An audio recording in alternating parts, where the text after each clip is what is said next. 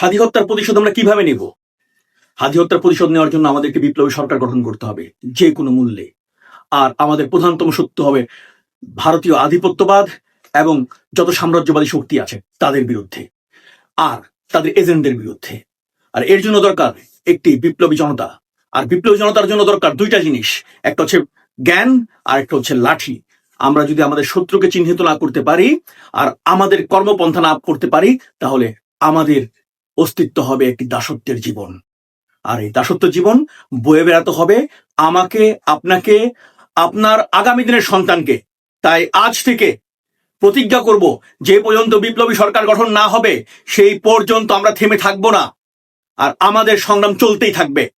আর এই কথাগুলো বলার জন্য ফ্যাসিস্ট হাসিনা আমাকে গুম করেছিল, কারণ আমি মানুষকে দেখিয়েছিলাম কিভাবে শোষণ হয় উন্নয়নের নামে, কারা আমাদের শত্রু, কারা আমাদের মিত্র, কোন আদর্শ আমাদেরকে গ্রহণ করতে হবে।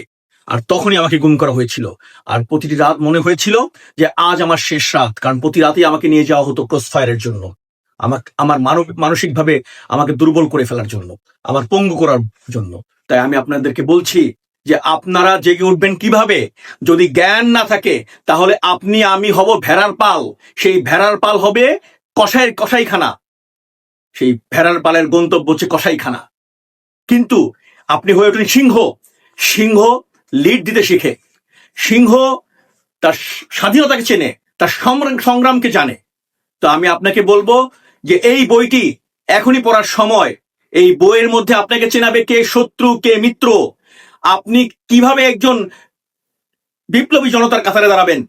আপনাকে, আমাকে, সবাইকে জাগতে হবে ভারতীয় আধিপত্যবাদ এবং যত বৈশ্বিক শক্তি আছে তাদের বিরুদ্ধে। আমরা আমাদের ন্যায্য অধিকার তুলে নিব, আমরা আমাদের ন্যায্য অধিকার কেড়ে নিব ইনশাআল্লাহ। যেভাবে হাদিকে হত্যা করা হয়েছে আমরা এর প্রতিশোধ নেব, আমরা এর প্রতিশোধ নেব। আমাদের এই প্রতিশোধ নেওয়ার জন্য অবশ্যই একটা বিপ্লবী সরকার গঠন করা দরকার। আমি আপনাদেরকে উদ্যত আহ্বান জানাচ্ছি, আজ যদি আমরা থেমে যাই তাহলে ভারতীয় আগ্রাসন এবং সাম্রাজ্যবাদী শক্তি আমাদের নিশ্চিহ্ন করে ফেলবে। তাই আমাদের বিপ্লবের হাতিয়ার লাঠি এবং জ্ঞান। এই বইয়ের মধ্যে আমরা তা দেখিয়েছি, যা একজন হাদি হয়ে ওঠার গল্প। তা আজই আপনারা পড়ুন এবং আমাদের সাথে থাকুন।